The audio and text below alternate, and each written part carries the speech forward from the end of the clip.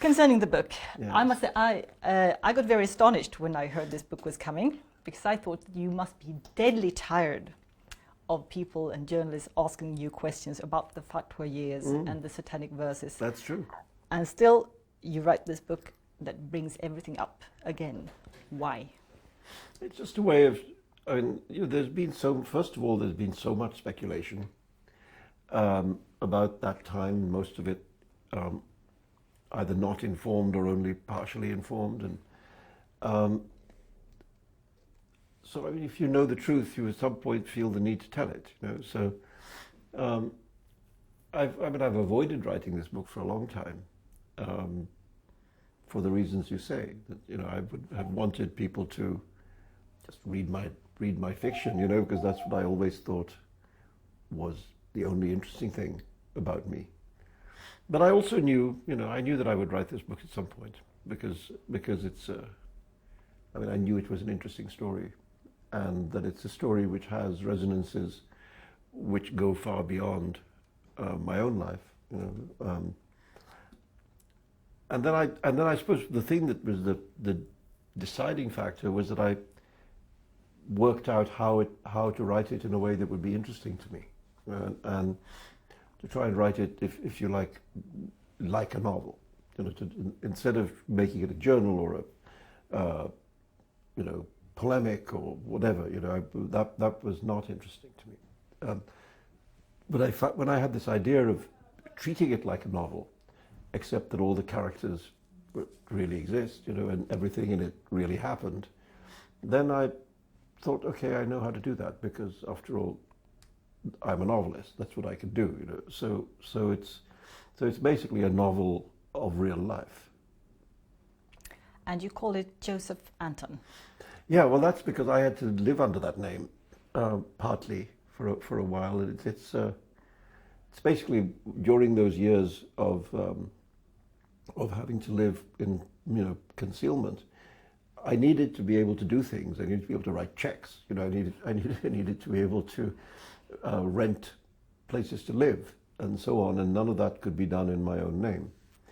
And so I was asked to come up with a name, and then I was also told not to make it an Indian name; it's too obvious, So it's a bizarre thing, to be asked to give up your name and also the ethnicity of your name.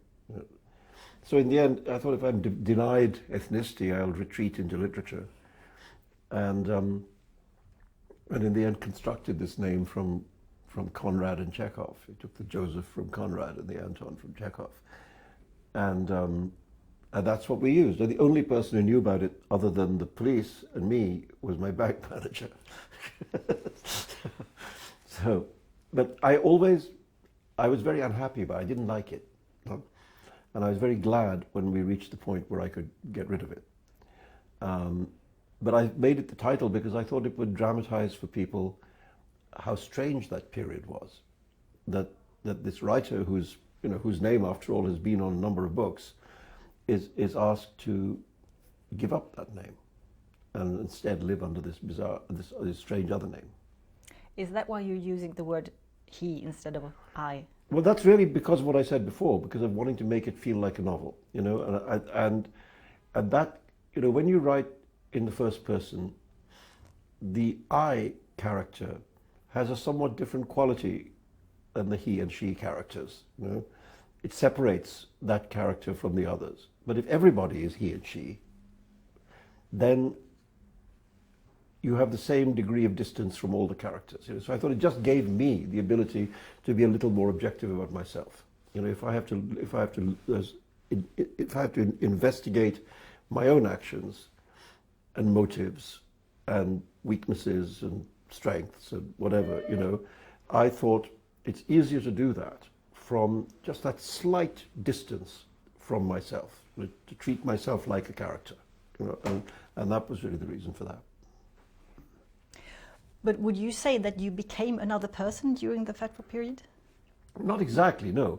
I mean, I was under a great deal of stress, that's true, and I think I know that my behavior was different. I know that people who've known me a long time, many people said they were very worried about me in that time because they could see the effect of the stress. You know?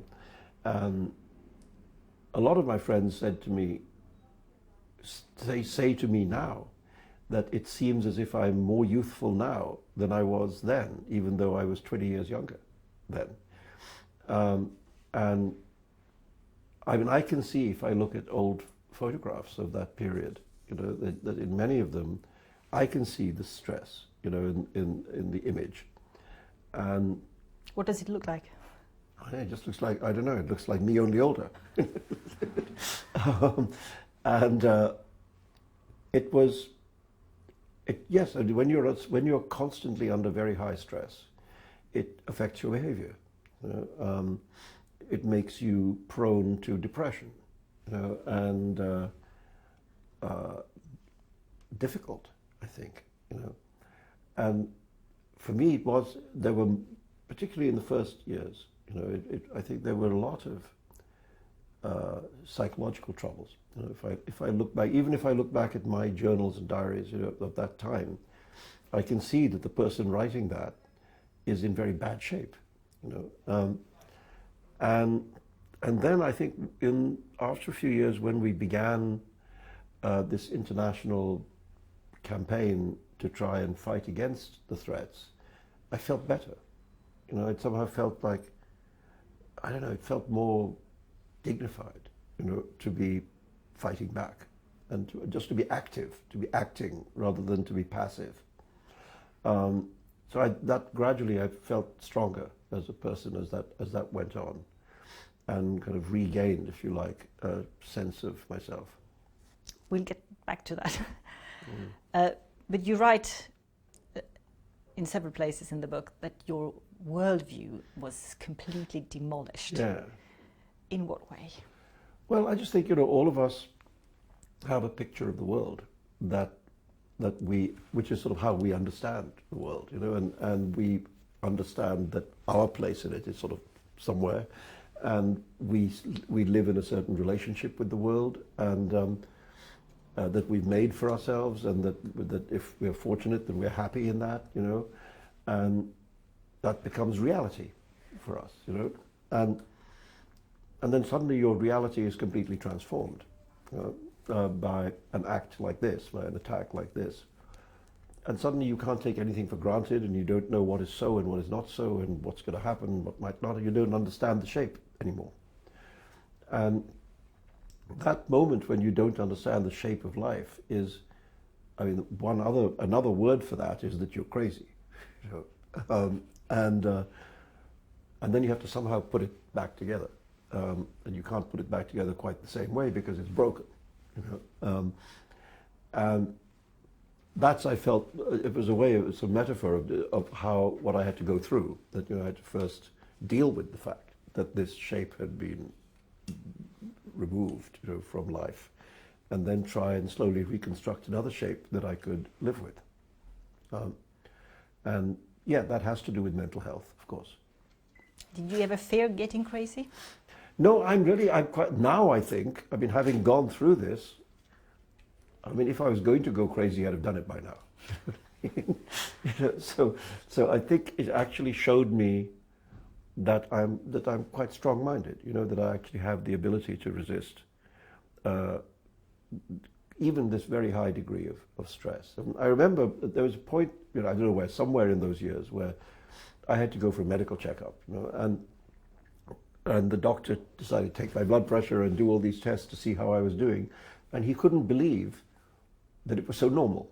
You know, he said, why isn't your blood pressure, you know, sky high, and etc. And I said, I don't know, it seems to be okay.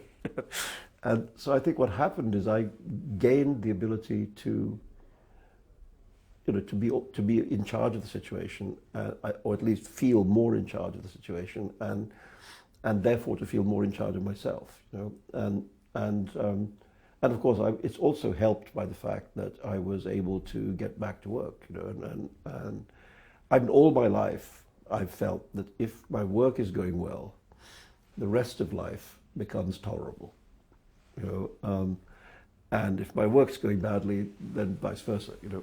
But and of course, in this situation, it was for a long time difficult to focus on work, and there were so many other things to focus on. But when I managed to start writing, when I wrote Haroon and the Sea of Stories, and then I wrote the short stories that are collected in East West, and then I wrote The Moor's Last Sigh, I thought, okay, this is me, you know, this is me, and I'm still able to be me, you know, because there was always this question about whether this assault would leave some imaginative damage, you know, some damage in my actual creative abilities, so on. And then when I felt, okay, I'm doing work and I kind of like the work I'm doing, I think it's okay, you know, I immediately cheered up. I mean, writers, crazy people. You're surrounded by armed policemen, but if you wrote a good story today, you feel good. We're getting back to that as well. Yeah. But you start the book with a symbolic picture of a blackbird in a schoolyard, a bird that becomes more and more Yes. towards the end. What stands behind this? Well, I mean, it's the Hitchcock movie, you know, and the point, that the birds first in Daphne du Maurier's story and then in Hitchcock's movie, they appear to have no motive, you know, and certainly you don't understand what the motive is. They're just a mysterious force that attacks human beings suddenly, having previously been an innocent force, which is, after all, they're just birds. You know? And I felt something like that happened to me. But I also thought that there are scenes in the film in which there's just one bird, you know. And when there's just one bird, you don't have to draw a conclusion from it. You know, there's just a bird. It's a bird sitting over there, you know. The one bird doesn't tell you that in 5 minutes' time there's going to be 1,000 birds, you know, and that they're going to be hostile. And I thought that the sense in which my story was the beginning of something was that it was like that one bird, you know, and when people looked at it, they didn't need to deduce from it that there was a larger subject. It was just that bird, just this thing happened. This thing happened, and it felt like exceptional, you know, and therefore in a way marginal, you know. And then gradually, we all learned that there was a storm coming, you know, and that the sky would be full of birds. And so I mean, in the book, I do make a kind of connection between what happened to me and the much larger violence that followed in America when the attacks on New York and Washington took place. And I think, you know, a lot of people previously didn't really understand what was happening in the case of the Satanic Verses, you know, and then this huge event exploded into everyone's consciousness, you know, and to put it crudely, it gave people a context, you know, it gave people a way of understanding. I had people say to me, including quite senior journalists, that after the 9/11 attacks, said to me, "Oh, now we understand what happened to you." I thought, really? That had to happen, you know, before you understood? But yes, that had to happen. A question that you've had 1 million times, I think, we still need it for this feature, is what happened and what did you think when you got the news about the fatwa? On that day? Yes. Well, I mean, I wasn't expecting it, you know. Even though the book had been published for 6 months by then in England, and there had been an argument, you know, and I had been going on television and radio and things and having arguments with people who were opposed to the book and so on. And I thought, I mean, that was all right. It didn't feel dangerous, you know. It was vehement, you know, and there were strong feelings on both sides. But I thought, you know, I felt it was all right. And I thought it's one of the things that literature can sometimes do, is that it can oblige people, communities, whatever, countries, to have conversations they don't particularly want to have, to make them look at difficult truths and dispute them, debate them, and then hopefully everybody learns a little something from that argument, and then you move on. I mean, that's a thing that happens, and that's what was happening, and I thought more or less that's what would have happened had it not been for the intervention of the Iranians. And then that day I just got called in the morning. I was sitting at my desk working, and I got called in the morning by a BBC journalist, and she asked me how it felt to be condemned to death by the Ayatollah Khomeini.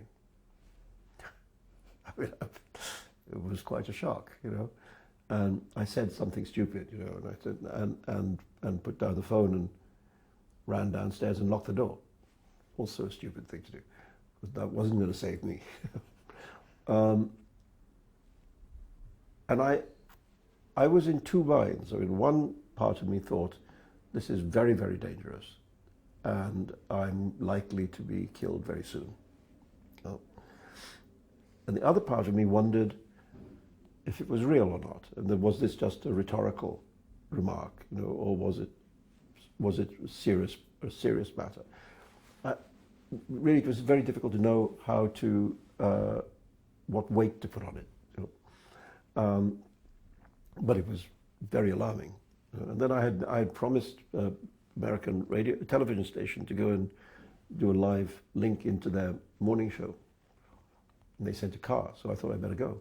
So I went, and even the journalists at the television station they weren't sure how to judge it. Nobody knew how to judge it because it was so odd. So that the head of state of one country should call for the murder of the citizen of another country who was living in his own country and had committed no crime in that country. And so that it just seemed, this can't happen. This is 1989. It can't happen. This is not the Middle Ages.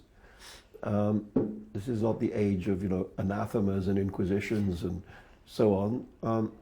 This is the modern world, and so it was hard to believe that this could be true, but it was. And when did you understand that this was really well, true? within the next 24 hours, really. I mean, because later that day, I met the police, and they were very concerned, and they just said, that I should stay home for the night, and they were going to be having meetings and discussing it, and they would come and talk to me the next day.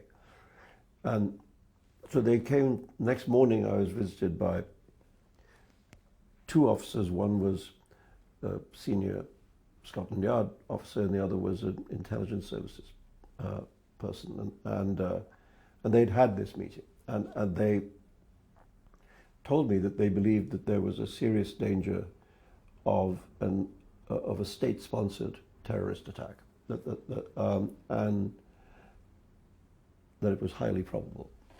And they said that since you're being attacked by a foreign state, we have to provide you with the protection of your own state, because individuals can protect themselves against individuals, but they can't protect themselves against a state. So that was the reason why the protection was offered. That was on the morning of February the 15th, and then it lasted for more than a decade. And why did they feel so violated? Why did they feel so humiliated? I mean, reading the book, you understand that they were citing words that weren't yours. Yeah. They were talking about a novel that wasn't yours and a person that wasn't you. That's right. Well, I mean, there was a lot of falsification and distortion. In the case of Iran, I think the revolution was at a weak point then, because it had been people's faith in the revolution had been shaken by their own war with Iraq, in which a whole generation really had died for no purpose, really. And I think this was an attempt to rally the troops, but I think that's really, I fell into a kind of internal dynamic of Iranian politics, and became became the football that was being kicked around. The perfect enemy. Yeah, I was a useful enemy to invent a demon, to invent a boogeyman. It's a useful tactic. I thought it was very interesting reading about the original mention of the satanic verses. Yeah. Could you tell me a little about? Well, I studied it when I was at Cambridge. I studied history. I didn't study literature. My subject was history, and in my final year at Cambridge, one of the special papers that I studied was a paper about the life of Muhammad and the rise of Islam. And one of the things that you learn is that there is this so-called incident of the satanic verses, which is, I guess, the Islamic version of the temptation of the prophet story that you find in the stories of many other prophets. That there is frequently a scene in the career of a prophet where the devil tempts him, and he has to overcome the temptation and proceed. Anyway, the story is that there were these three very popular pagan goddesses in Makkah, pre-Islamic Makkah, bird goddesses, sometimes referred to as swans. And their temples were just outside the gates of the city and were controlled by the powerful families in the city. And Makkah is a merchant city, so people are setting off on caravan journeys, long camel caravans, and they would make offerings at these temples when they left, when they arrived. Now, make offerings is another way of saying pay taxes. So the rich families that controlled these temples made a great deal of money from those temples. So these bird goddesses were very important in the life of the city. And again, there's a certain amount of hypothesis in this, but it's thought that it may be that the prophet was told that if he could just tolerate these three goddesses, therefore he would not be rocking the economic system of the city, that then his religion would not be persecuted. And as they said, he already had angels. He already had figures, so winged figures, called angels. So why not these three bird goddesses at the level of the angels? Not equal to God, not equal to Allah, below, but nevertheless within the divinity. So the theory is that something like that may have happened, and he came back down from the mountain and recited these verses, which accepted the three goddesses, Allat, Manat, and Al-Uzza.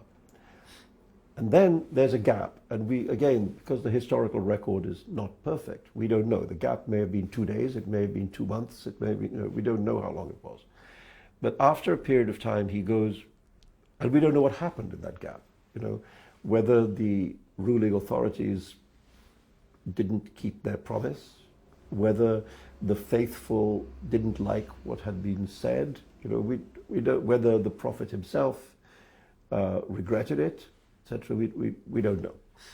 What we know is that he goes back up the mountain, and the second time he comes down, and he says that he had been deceived, and that on the previous visit the devil had disguised himself as the archangel. The devil had pretended to be the archangel and recited these verses, and that therefore these were not verses said by God. They were the devil's verses. They were satanic verses. And therefore they should be removed at once from the Quran. And they were removed from the Quran. And he brought new verses which repudiated these goddesses. And those verses are still in the Quran now, in the chapter called the Star, Al-Najm, the Star. So I thought here is a very interesting story, because it's a story of temptation, it's a story of temptation overcome. And also, it's interesting that one of the reasons given in the chapter that now exists in the Quran, one of the reasons given for the rejection of these goddesses is that they're female. Shall God have daughters while you have sons? That would be an unjust division. So that idea that femaleness is inferior to maleness, is there in the reason for rejecting the goddesses. So I thought, well, if you're going to look at how a culture develops, you may as well look at its beginning. And if at the very beginning there's that sense that women are inferior to men, even women goddesses are inferior to male gods, then that's interesting. It's worth looking at anyway. And so I remember studying this as, when I was 20, 21 years old, at my final year at Cambridge. I remember thinking, it's a good story, and sort of filed it away. And I guess 20 years later, I found out how good a story it was. What would you have hoped that the world would understand or see in your satanic verses? Well, every novel you write is just a way of dealing with your relationship with the world in some way, And I had written a novel which was primarily about India and another novel which was primarily about Pakistan. And then I thought I should take on what had happened to me, which is that I no longer lived in India or Pakistan and I had migrated into the West. And so I wanted to write a novel about migration, and what are the consequences for human beings of uprooting themselves and putting themselves in a new place where people don't speak their language, where people have different culture, where people don't know who they are, where people very often have different belief systems and so on. It puts, it's a difficult thing to adjust to. It's a kind of crisis for the individual to come into that world and to make their way in it. And that's what the novel is really about. I mean, the Satanic Verses it's not about God, it's about immigrants, in London. And most of the novel is a novel about London in the 1980s, during the prime ministership of Margaret Thatcher, and I just thought, if that's what I think, if I think that this act of migration puts people into a sort of condition of crisis, where they have to re-examine everything about themselves and try and adjust and adapt, I thought the novel itself should do that. The novel should put everything into crisis, and that includes, of course, belief systems. So one of the characters is having a crisis of faith, is somebody who has lost his faith, having previously been very devout. And he then begins to be plagued by these serial dreams in which he imagines the birth of a religion, which is something like Islam, although it's not called that in the book. And what I wanted to do was just to say, here's a way of looking at faith from the point of view of somebody who is not a believer. How would that work? And truthfully, I thought it wasn't that disrespectful. It just the only thing that was not normal was that the story was being looked at, if you like, skeptically. But I knew the story very well, and actually, I thought that the prophet in the story, in the dream sequence, who is also not called Muhammad, came out of it quite well. That he didn't seem to me to come out of it badly. So when the opposition to the book first started, I was actually genuinely surprised, because I thought, well, I'm not attacking anything. I'm exploring something, which is not the same thing as attacking it. And yes, I'm exploring it from a secularist, non-religious point of view, but surely, at this point in the history of the world, we're allowed to do that. This, as I say, is not the age of thumbscrews and racks and inquisitions, but turned out that it was. What is the persistent feeling you have from the fatwa years? I've actually truthfully managed to put those years behind me quite effectively. I mean, at the time, and that's another reason why I think that I was able to return to the subject and write the book now. Because I think I haven't really lived in that world for a decade now. And I think I needed to get away from it. You know, I don't think I could have written this book immediately after the events that it describes. I needed to put those events behind me, you know, and I set out very consciously to say, okay, that chapter is closed. We're doing this now. You know, and going back to my real life as a writer, I'm going to write fiction, I'm going to write novels, I'm going to write short stories. If I want to write political essays, I'm going to write political essays, but I'm going to do my real job, you know, and I'm going to shut the door on this. And I did. I managed to shut the door very hard on that, you know, psychologically, and really stop looking over there. You know, and that's gone on. That's really gone on all these years now, for more than a decade. And then when I thought, okay, maybe I'm now balanced and objective enough to go back and look at that subject and write about it, I thought, let me just try, because if I had found that it began to churn up old emotions and bad feelings and was very upsetting, you know, then I might well have slammed the door again and thought, leave it alone, come back to it another 10 years, you know. But oddly, it didn't do that, you know, and I was able to just approach it as a writing project, you know, like anything else that I write. And I thought, okay, that means that I've waited long enough, you know.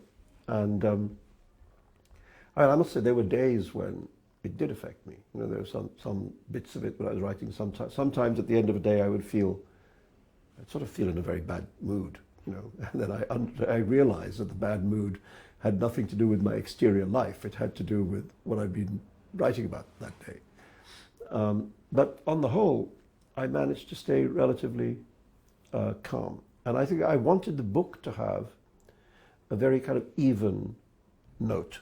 I didn't want it to be over emotional. You know, I wanted the writing to have a quality of calm and evenness. You know, and I think, and I hope that I achieved that, because I thought it was important for it to be pitched in that way. Otherwise, it would become kind of feverish and exaggerated and less attractive, I thought. You know? I think you've succeeded. But it's pretty, I wouldn't say moving, but you really understand the feeling of shame and, you know, hiding from plumbers and. Yeah. Well, I think the point is, I thought the story is strong enough. You know, you don't have to give it a kind of operatic treatment. You know, you just tell it, and the story will have its own effect. It'll have its own effect. And so that's why I'm saying I wanted the actual telling to be reasonably cool, because the subject is there, the story is there. It has its own power, you know, and just let it have its power. What surprised you the most during these years? Well, a lot of it took me aback. I mean, there were some people's reactions that I hadn't expected. You know, people who I thought would be supportive who weren't, and so on.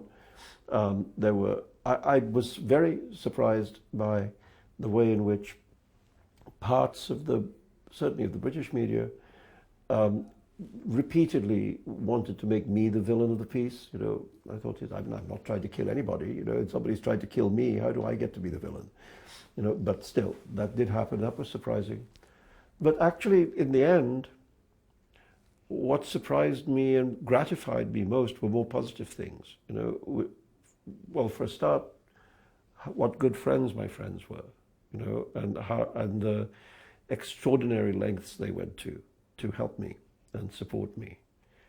That was wonderful to know, you know, because people's character is revealed by crisis, you know, and they revealed themselves to have extraordinary strength of character, and so on, and even beyond my friends, people that I did not know, you know, people working in publishing companies, people working in bookstores around the world, and being under extraordinary pressure themselves, you know, because the threat was very wide. The threat, this book was published all over the place, and all those publishing companies suffered from threats and menaces and so on. I mean, Sweden, everywhere. You know. And yet, nobody chickened out, you know, or very few people. And many of the ordinary, not the heads of companies, you know, just people working on a switchboard, have a voice come in their ear saying, "We know where you live and we know where your children go to school." Terrifying. People working in bookshops, having people come in to the bookshop and threaten them. There was a bookshop in London that was firebombed twice, in Tottenham Court Road. There was a bookshop in Berkeley, California, that was bombed, had a pipe bomb, and so on. So the threat was very, very real, and yet everybody in those places believed that the principle of continuing to publish a book was very important. And they went on doing it. I had letters from booksellers that I've never met saying, we had our shop bombed and we put your book in the window the next day. And that kind of principle and courage, I thought, was extraordinary and sort of, in a way, a privilege to be part of the phenomenon in which people revealed that principle, courage. And I think one of the reasons why it turned out relatively all right, one of the reasons certainly why the book is still in print and so on, is that ordinary people working in the industry, in the book selling industry and in the publishing industry, were not willing to lose the fight. And I thought that remarkable. I thought it was remarkable to see that people were capable of such courage. And what was the worst? What did you not expect? What was? Well, I mean, I think the thing that was worst is the extent of the vilification. I mean, there's a very large part of the Muslim world in which that is still effective. In which there's a kind of demonic version of me, a demonized version of me, which is what everybody accepts to be true. And of course, my work's not there to read. So all they can do is respond to what they're told it is. That's sad, And even worse was the kind of non-Islamic willingness to say that I was a terrible person, a person of bad character who had done this for low-grade reasons, for just to make money or to create a sensation or to make myself famous or whatever. And that anyway the book was really awful because I was such a bad writer. No need to read it because it's a terrible book, That I thought was shocking, yeah. And for a lot of that time when that was going on, I was in a situation where it was difficult for me to speak, to be on television or radio or to whatever, to respond to these things. Because I was being told, no, if you respond, you're going to be inflaming the situation. And after a point, I thought, I'm not paying any attention to that anymore. I'm going to say what I have to say.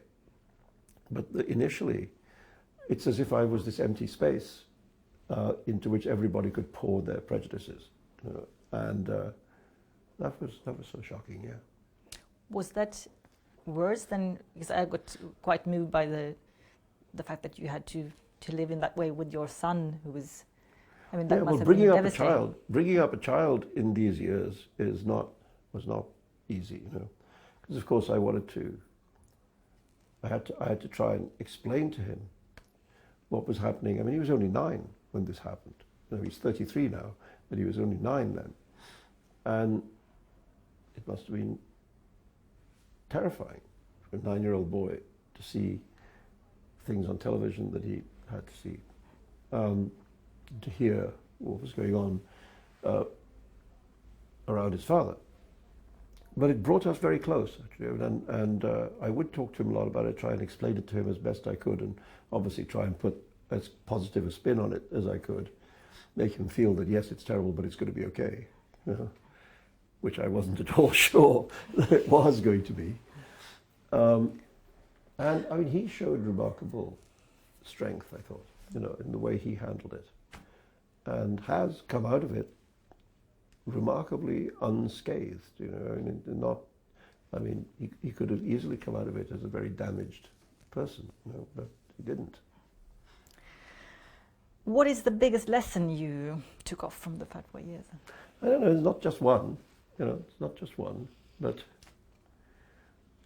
one of the things that I had to learn in those years was, what was I fighting for? What was there that was worth risking your life for? Was it worth it?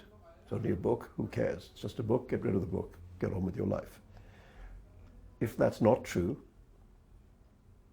then what are you fighting for? What is it that you're willing to put your life on the line for? You have to have answers to those questions. And I found that these things that I value, the art of literature itself, and beyond that, the ability to create freely, to imagine freely, to speak freely, to live in an open society in which you can have opinions that other people don't like, and that's all right. You have the argument, but you're not prevented from saying your piece.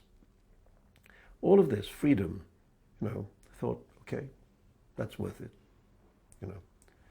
and it was strengthening, to have come to the conclusion that you were fighting for something that you believed in strongly enough that you could accept the fact that your life was in danger, but it was still important to fight the fight. And as I say, many other people felt the same way, and their lives were in danger too. And in some cases, sadly, there were terrible attacks on them. And there was first my Italian translator was attacked and survived. Then my Japanese translator was attacked and killed. And then my Norwegian publisher was shot in the back 3 times and survived by a sort of miracle. I think 99 times out of 100, that attack would have killed him. And this, fortunately, was the 100th time, where he was able to make a full recovery. But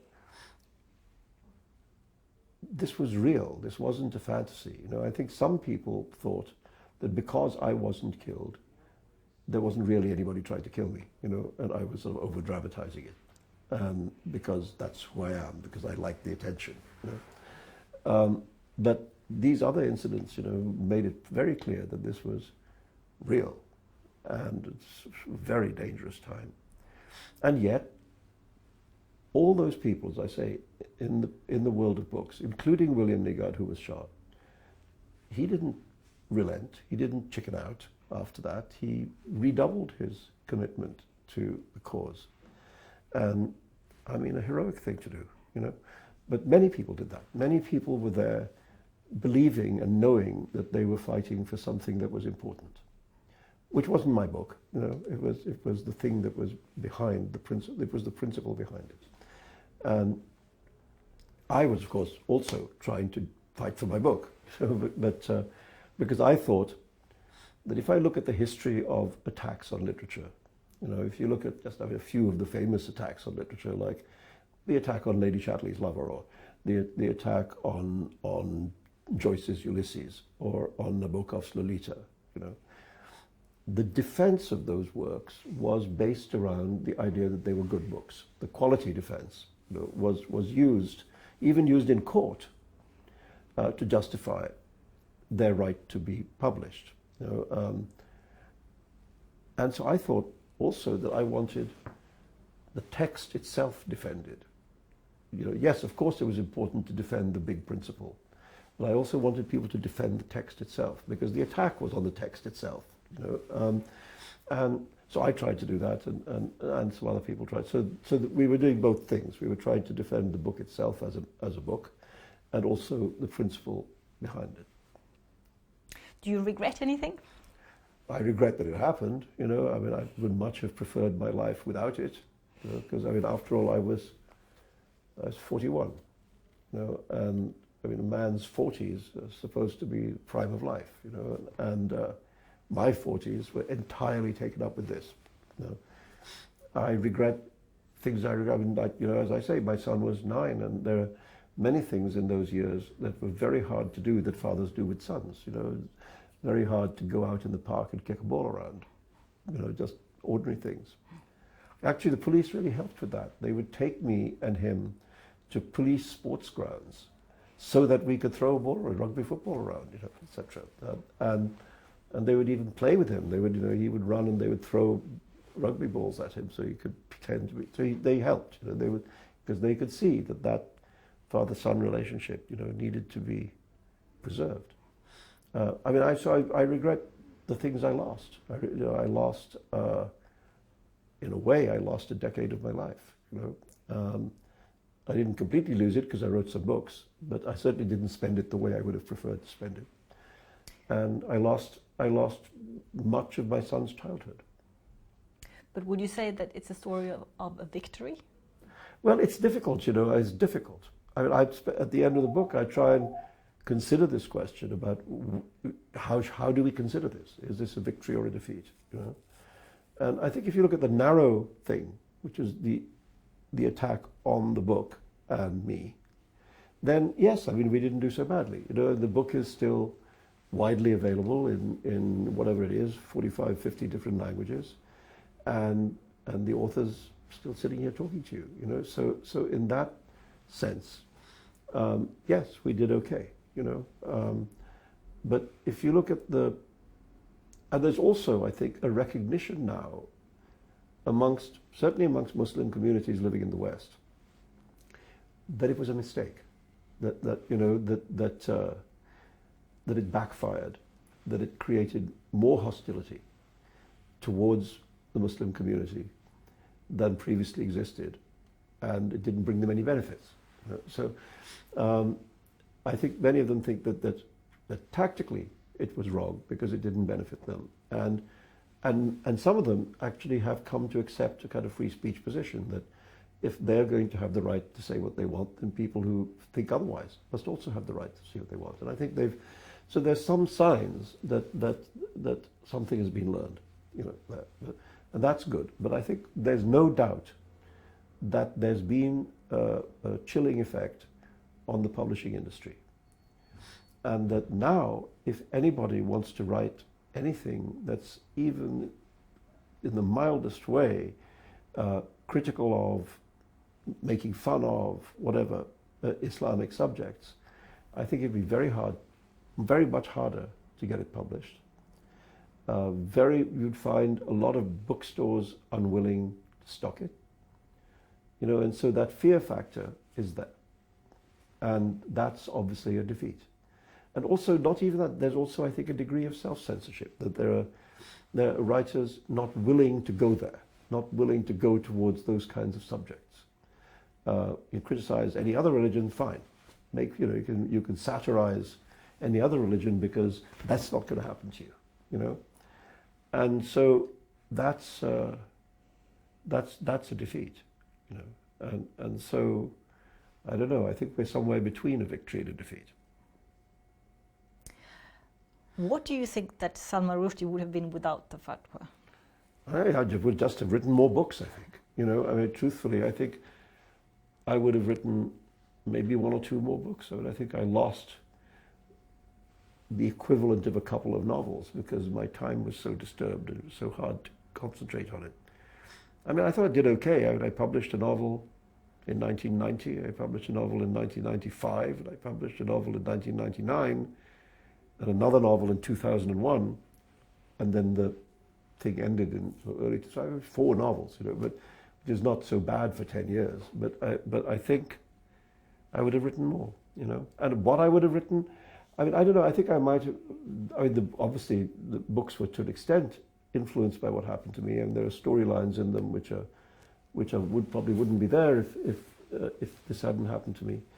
But one of the things I'm sort of proud of is I think supposing you had never heard of my life at all, you'd never read an interview or seen anything about my life, if all you had was the books to look at, I don't think that anybody would see that there's a terrible rupture in 1989. I think the books have a continuity, and they belong all on the same shelf. They have their own life. And I'm kind of proud of that I was able somehow to go on being the writer I'd always set out to be, And I had gone on writing the kinds of books that I was interested to write. And it would have been very easy to become frightened and to write frightened books, to write timid books that were desperate not to offend anybody, and obviously, therefore, were not interesting to anybody either. And it would also have been easy to become embittered and to write kind of bitter books, revenge books, polemics, which were one-dimensional.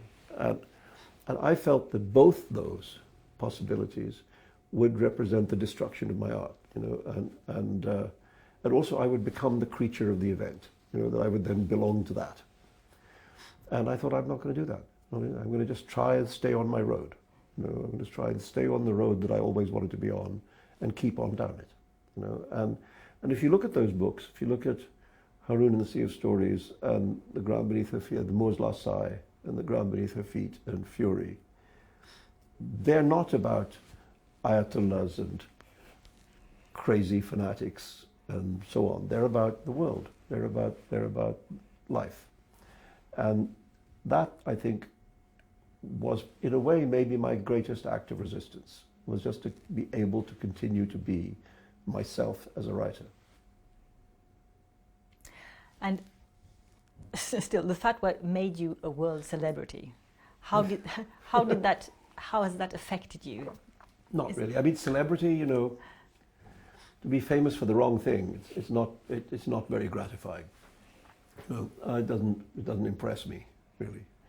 I mean, I'm always happy when people come up to me because they've liked my books. Otherwise, I sort of don't care. And I mean, celebrity anyway is a sort of plague of our times. Anybody can be a celebrity, I mean, celebrity covers everything from Albert Einstein to Kim Kardashian.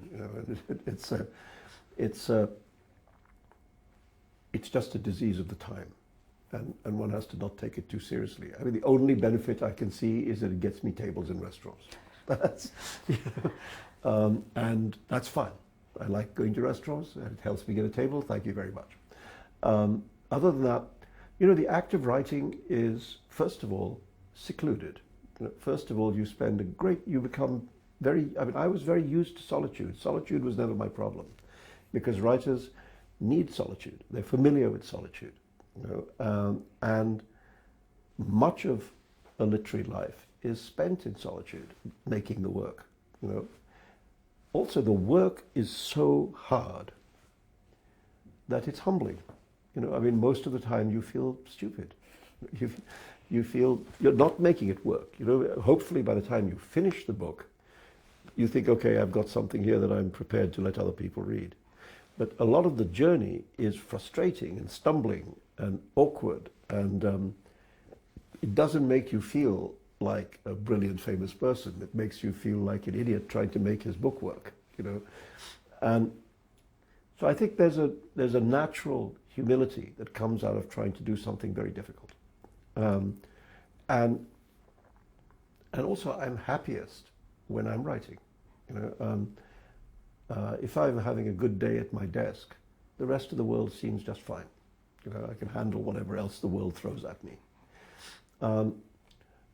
So I don't really think of that, and I'm not a celebrity in the way that, Madonna is a celebrity, because nobody really bothers me walking. I don't need bodyguards when I'm walking down the street, I don't need people to kind of push other people away from me because I'm being mobbed, That doesn't happen. I mean, I notice, nowadays, of course, here in England, after the Olympics, the biggest celebrities in England right now are Olympic athletes, and that I think is extraordinary. I'm so happy for them, because that's an even lonelier life than the writer's life.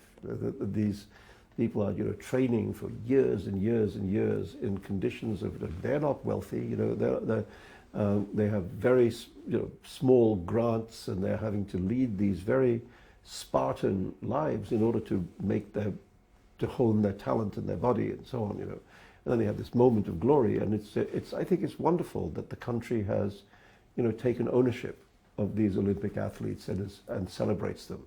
That's, you see, celebrity for doing something. Fair enough, you deserve it, you know. But we live in this age of invented celebrity, you know, celebrity for nothing, famous for being famous, you know, and that's very foolish. I mean, I think, you know, I don't know why people succumb to that trap, you know, the power of reality television and so on. And it's bizarre. So I think of celebrity as the way the word has come to be used is essentially worthless. I mean, that form of celebrity is just, it means nothing. But, you know, Mo Farah, he deserves it. You know what I mean? Somebody who actually achieves something in his life, something difficult, you know, and brilliant, and something that touches and moves people. Let them be famous. They should be. I know you're having another team waiting for you. One last question, a very short one, and a short answer. All right. You're very outspoken in the book. You give people their real names and so on. Is there a hiding bomb in this book as well? Who will get mad this time? I don't know. I mean, I'm just trying to tell the truth, you know. And in many cases, there are people who know what's in the book, you know, because I've told them. In some cases, there aren't, so they'll have to deal with it. But they'll know, as I know, that I'm not making it up. That's what really happened.